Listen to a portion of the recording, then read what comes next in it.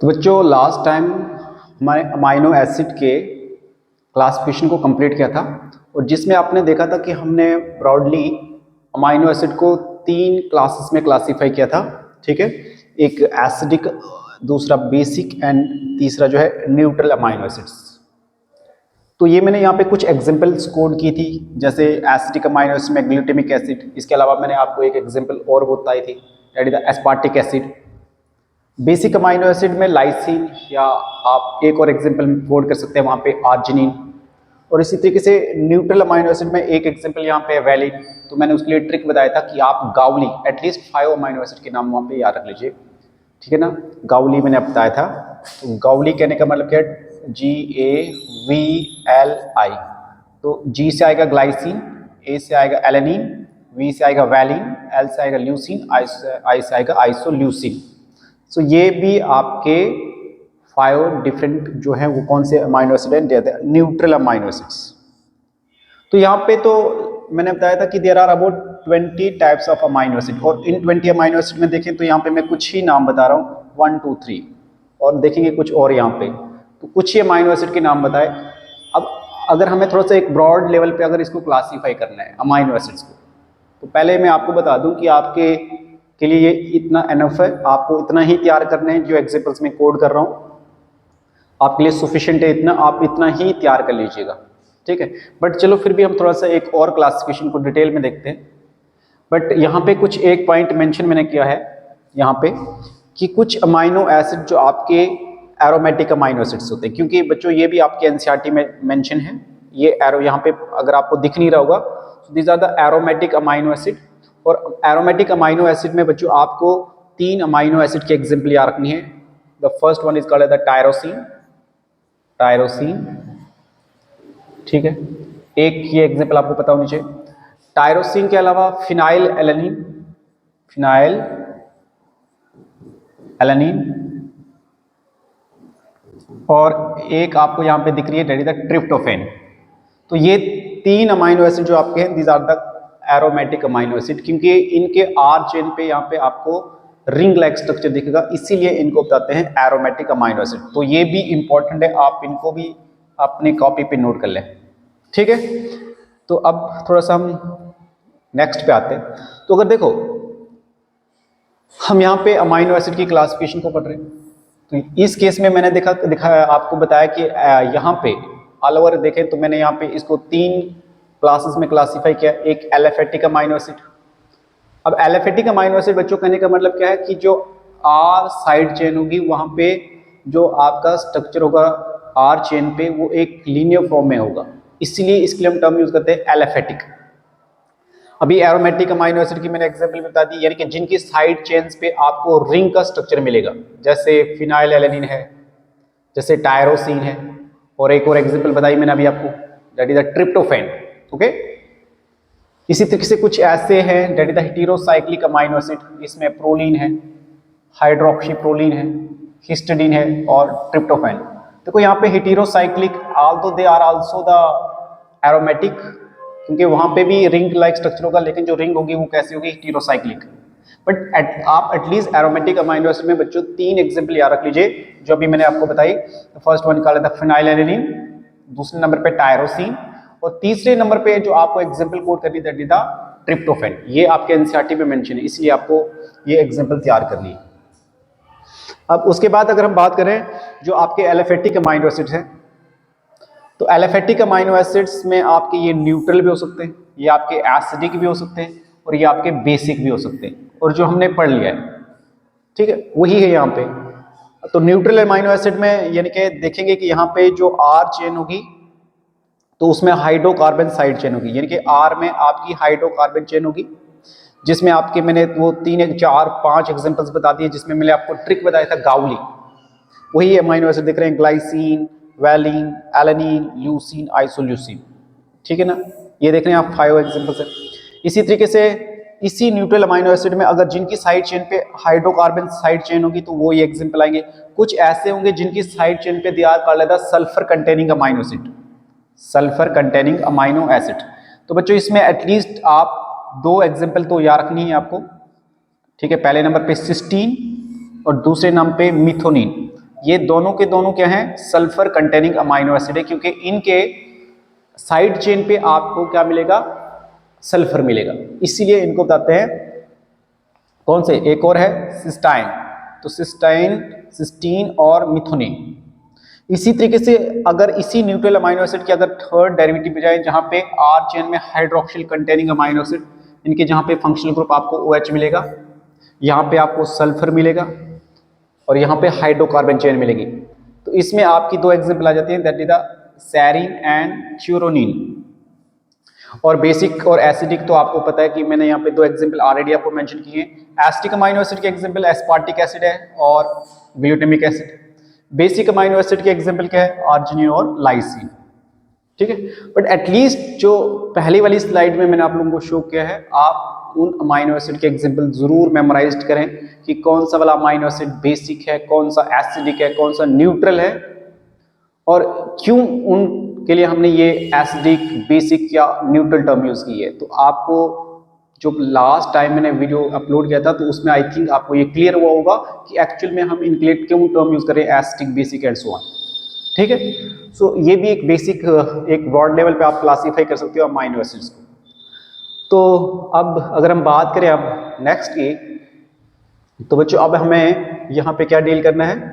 ठीक है, एक टॉपिक है और यहाँ पे हमें अमाइनो एसिड को एक और तरीके से क्लासीफाई करना है, और ये है आपके essential and non essential amino acids.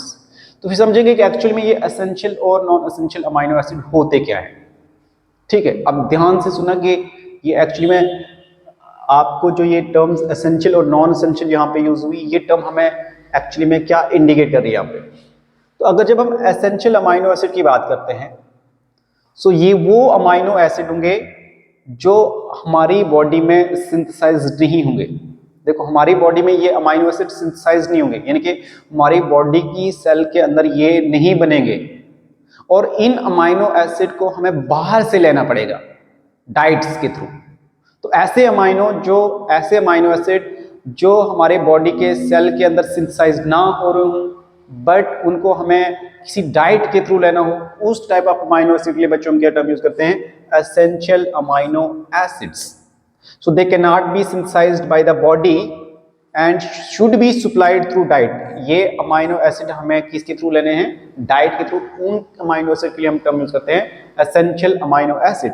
जैसे इसमें जो एग्जांपल है लाइसिन, ल्यूसीन, आइसोल्यूसीन और ट्रिप्टोफैन, बहुत सारे हैं, बट आप एटलीस्ट इन 4 अमाइनो एसिड का एग्जांपल याद रख लीजिए, ये आपके एसेंशियल अमाइनो एसिड की कैटेगरी में आते हैं। ठीक है ना, lysine, leucine, isoleucine and tryptophan. और इसके बाद अगर हम बात करें कि नॉन एसेंशियल अमाइनो एसिड्स कौन से हुए, तो नॉन एसेंशियल अमाइनो एसिड वो अमाइनो एसिड हुए जो हमारी बॉडी के सेल में सिंथेसाइज्ड होंगे। ये नहीं हो रहे थे, ये हमें डाइट के थ्रू लेने पड़ रहे थे, बट ये क्या है कि they can be synthesized by the body. तो इसके एग्जांपल क्या क्या है, ग्लाइसिन, एलानिन, सेरीन, आर्जिनिन। तो ये सारे के सारे अमाइनो एसिड जो है ये आपके नॉन एसेंशियल अमाइनो एसिड्स है। ठीक है, तो आप क्योंकि ऑल ओवर आपको पता है कि there are about 20 different type of amino acids, तो उतने सारे एग्जांपल्स आपको मेमोराइज नहीं हो पाएंगे कि हम किस अमाइनो एसिड को नॉन एसेंशियल की कैटेगरी में रखें, किस वाले को एसेंशियल की कैटेगरी में रखें। तो इसके लिए जो मोस्ट कॉमन एग्जांपल्स है आप उनको अपनी कॉपी पे नोट कर लें, और इनको मैं कोशिश करूंगा कि इस बेसिस पे मैं जितने भी जो क्रैमिंग बेस्ड क्वेश्चंस हैं उनके लिए मैं आपके साथ ट्रिक शेयर करूं, ताकि ये आपको इजी तरीके से मेमोराइज हो पाए। ठीक है, तो अब एक इस अमाइनो एसिड का एक लास्ट टॉपिक है आपका, वो आज हम क्लियर करने वाले हैं। ठीक है, that is the zwitterion. Actually में ये ज़्विट्राइन होता क्या, what do you mean by the zwitterion. बच्चों ये बहुत इंपॉर्टेंट है, यहां से क्वेश्चन भी बन सकते हैं। ज़्विट्राइन कहने का मतलब क्या है, देखो अगर आप ह्यूमन बॉडी का एक नॉर्मल फिजियोलॉजिकल पीएच की बात करें, तो हमारे बॉडी का एक नॉर्मल जो पीएच होता है दैट इज द pH 7, जो एक न्यूट्रल माना जाता है। तो बच्चों जितने भी आपके मैक्सिमम अमाइनो एसिड होते हैं वो कोशिश करते हैं कि हमारी बॉडी पे वो कौन सी वाले, इस वाले पीएच में एक स्टेबल फॉर्म में रहे। ठीक है ना। अब इसके लिए सपोज मान के चलो मैंने यहाँ पे एक अमाइनो एसिड लिया, आप देख रहे हैं कि ये एक अमाइनो एसिड है, और यहाँ पे अगर आप देखोगे तो इस अमाइनो एसिड, आप यहाँ पे थोड़ा सा ध्यान से सुनना मैं क्या बता रहा हूँ। तो अगर आप देखेंगे तो यहाँ पे जो इसके पास, क्योंकि आपको पता है कि अमाइनो एसिड के पास एक कार्बोक्सिलिक एसिड और एक अमाइनो ग्रुप होता है। अभी देख रहे हैं कि इस अमाइनो ग्रुप के पास एक H पॉजिटिव आयन है, और ये H पॉजिटिव आयन कहाँ से आया? तो ये कंडीशन क्या हुई, अगर जब हम pH को कम करेंगे, pH क्या करेंगे, pH का कम करेंगे। ध्यान दो, क्योंकि pH का बच्चों रिलेशन अगर क्लास 10 में पढ़ोगे तो pH का जो रिलेशन होता है वो हाइड्रोजन के आयन के कंसंट्रेशन के इनवर्स रिलेशन में होता है। कहने का मतलब अगर pH ज्यादा होगा तो हाइड्रोजन आयन की कंसंट्रेशन क्या होगी, कम होगी। तो अगर मैं यहाँ पे pH, और इसी तरीके से अगर pH क्या होगा, कम होगा, तो हाइड्रोजन आयन की कंसंट्रेशन क्या होगी, ज्यादा होगी। क्लियर है? तो pH का रिलेशन जो आपका H पॉजिटिव आयन के साथ है वो इनवर्स रिलेशन शो होता है। तो अगर सपोज मैं यहाँ पे क्या कर रहा हूं, मैं यहाँ पे pH को कम कर रहा हूं, pH की वैल्यू को क्या कर रहा हूं, कम कर रहा हूं। तो pH कम करने से क्या होगा कि आप देख रहे हैं कि pH के कम करने से आपका जो हाइड्रोजन आयन का कंसेंट्रेशन है वो ज्यादा हो जाएगा। यानी कि अगर pH को कम कर रहा हूं तो H पॉजिटिव आयन ज्यादा हो जाएंगे, ठीक है ना, यानी कि एसिडिक नेचर हो जाएगा। pH कम करने का मतलब एसिडिक, एसिडिक करने का मतलब है प्रोटॉन का यानी कि H पॉजिटिव आयन का कंसेंट्रेशन बढ़ना। तो उस समय क्या होगा कि जो अमाइनो एसिड का अमाइनो ग्रुप है वो यहाँ पे क्या शो करेगा, प्रोटोनेशन। तो प्रोटोनेशन करने के बाद कहने का मतलब क्या है, अगर H2N था, अमाइनो ग्रुप था, तो वो एक इस H पॉजिटिव आयन को गेन करेगा, और गेन करने से क्या होगा कि इसके ऊपर चार्ज कौन सा आ जाएगा, plus charge, H3 positive N है ये। तो इस कंडीशन में देख रहे हैं कि यहाँ पे इसके पास एक ही प्लस चार्ज है अगर मैं pH को कम कर रहा हूं। अगर इसी तरीके से अगर आप उस साइड भी देखेंगे तो अगर इस कंडीशन में आप देख रहे हैं कि अब यहाँ पे जैसे मैंने pH को कम किया था, तो अगर मैं यहाँ पे pH को क्या कर लूं, pH का बढ़ा लूं, तो pH के बढ़ाने से क्या होगा, H पॉजिटिव आयन का कंसेंट्रेशन क्या हो जाएगा, कम हो जाएगा, क्योंकि इनवर्स रिलेशन है। तो इस केस में क्या होगा कि जैसे मैंने pH की वैल्यू को बढ़ाया तो H पॉजिटिव आयन कम हो जाएंगे। कहने का मतलब है कौन सा नेचर होगा यहाँ पे, एसिडिक बेसिक, ये बेसिक होगा। जैसे वहां पे एसिडिक था तो यहाँ पे क्या होगा, बेसिक, क्योंकि pH बढ़ाना मीन बेसिक, pH को कम करना कहने का मतलब है एसिडिक। तो इस केस में ऐसा होगा कि अब प्रोटॉन के कम होने से क्या होगा कि जो उसके पास वहां पे देख रहे हैं कि भाई इसके पास पॉजिटिव चार्ज था, और वो पॉजिटिव चार्ज किसकी वजह से आया था, डेट इज इस H पॉजिटिव आयन के कारण। वहां पे उसका प्रोटोनेशन हुआ था, प्रोटोनेशन मीन उसने प्रोटॉन को गेन किया था। H पॉजिटिव के लिए हम प्रोटॉन बी टर्म यूज करेंगे, यानी कि इसने प्रोटोनेशन कहने का मतलब है जो H पॉजिटिव आयन यानी कि प्रोटॉन को गेन किया था। लेकिन यहाँ पे अगर H पॉजिटिव आयन कम है तो उसकी वजह से क्या होगा, यहाँ पे इसका डी प्रोटोनेशन होगा। डी प्रोटोनेशन कहने का मतलब है जो इसके पास एक एक्स्ट्रा H पॉजिटिव आयन था वो यहां से डिसोसिएट हो जाएगा, और डिसोसिएट होने के कारण अब देख रहे हैं कि H2N प्लस CH, और साथ साथ में भाई और pH कम हो रहा है, तो भाई जैसे जैसे pH को बढ़ाएंगे तो साथ साथ में जो कार्बोक्सिलिक एसिड का H है यहाँ पे वो भी आपका यहाँ से डिसोसिएट हो जाएगा। जब इसका भी H प्रोटॉन डिसोसिएट हो जाएगा तो इसके ऊपर कौन सा चार्ज आ जाएगा, नेगेटिव चार्ज। तो अगर आप देख रहे हैं कि जब हम मोस्टली अमाइनो एसिड को एसिडिक मीडियम में, यानी कि जब pH कम है, प्रोटॉन ज्यादा है, उस समय इसके ऊपर कौन सा चार्ज आता है, इसके लिए हम बताएंगे कि इसके ऊपर पॉजिटिव चार्ज आएगा। तो बेसिक में एसिडिक कंडीशन में हमेशा अमाइनो एसिड का जो चार्ज रहता है वो क्या रहता है, पॉजिटिव, अगर हम pH को कम कर रहे हैं। तो इसी तरीके से अगर मैं pH को बढ़ा रहा हूं तो pH के बढ़ाने से क्या होगा कि यहाँ पे इसके ऊपर जो चार्ज होगा वो कैसा होगा, नेगेटिव होगा, नेगेटिव चार्ज होता है। लेकिन एक ऐसी कंडीशन, अब मान के चलो मैंने अब इसको एक नॉर्मल pH यानी कि जो ह्यूमन के फिजियोलॉजिकल का pH है दैट इज द 7, और 7 pH पे आप देख रहे हैं कि अब यहाँ पे ये अमाइनो एसिड यहाँ से इसके पास यहाँ पे एक पॉजिटिव चार्ज भी है और इसके पास एक नेगेटिव चार्ज भी है। तो ऑल ओवर प्लस माइनस करेंगे तो टोटल चार्ज कितना हो जाएगा, 0। ठीक है, क्या हो जाएगा, जीरो चार्ज हो जाएगा। जैसे यहाँ पे +1 था, यहाँ पे -1 चार्ज था, और ये प्लस माइनस कब हुआ, जब हमने पीएच को बढ़ाया, यहाँ पे पीएच को कम किया, तो ये बेसिक कंडीशन में रखा, ये एसिडिक कंडीशन में। लेकिन एक नॉर्मल फिजियोलॉजिकल पीएच 7 पे अगर रखेंगे, जो एक न्यूट्रल वैल्यू आ जाती है, तो यहाँ पे अगर देखा जाए तो यहाँ पे इसके पास क्या होगा कि दोनों ही चार्ज होंगे, एक प्लस और माइनस, यानी कि जो COO है इसके ऊपर माइनस का चार्ज, और जो H2N था इसके ऊपर पॉजिटिव चार्ज होगा, जिसके कारण ऑल ओवर एक माइनस और एक plus, plus -1 is equal to charge कितना होगा, 0 होगा। तो बच्चों ऐसा मॉलिक्यूल, ऐसा कंपाउंड जिसके ऊपर दोनों ही चार्जेस प्रेजेंट हो, प्लस माइनस, और नेट चार्ज कितना हो, 0 हो, इसके लिए एक्चुअली में हम क्या टर्म यूज करते हैं, ज्विट्राइन। क्या बताएंगे, ज्विट्राइन। तो हम बता सकते हैं कि इन amino acid NH2 that is the amino and carboxylic acid have ionizable nature, so structure of amino acid changes in solution of different pH। तो आप देख रहे हैं कि जो अमाइनो एसिड का स्ट्रक्चर है वो आपका डिफरेंट शो करता है अगर हम डिफरेंट पीएच पे उसको प्लेस करते हैं। तो अगर मैं पीएच को देख रहे थे भाई यहाँ पे कम करने से क्या हो, अगर मैं पीएच को कम कर रहा हूँ तब क्या हो रहा है, पीएच को बढ़ाने से क्या हो रहा है, और अगर एक मैं न्यूट्रल पे इसको रख रहा हूं तो आप भी देख रहे हैं कि ये दोनों ही चार्ज यहाँ पे एग्जिट कर रहे हैं।